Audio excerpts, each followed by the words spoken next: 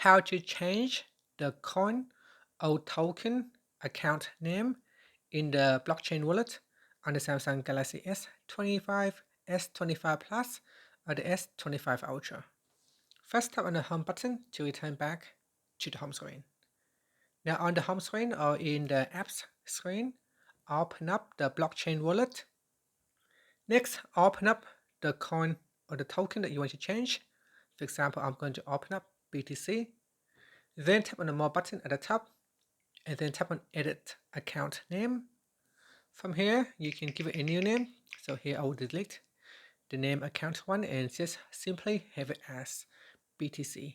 Then tap on saved. And that's it. So here, that is how you can change the token or the coin name in the blockchain wallet on the Samsung Galaxy S25 series. If you find this video helpful, please like and subscribe to my channel for more videos.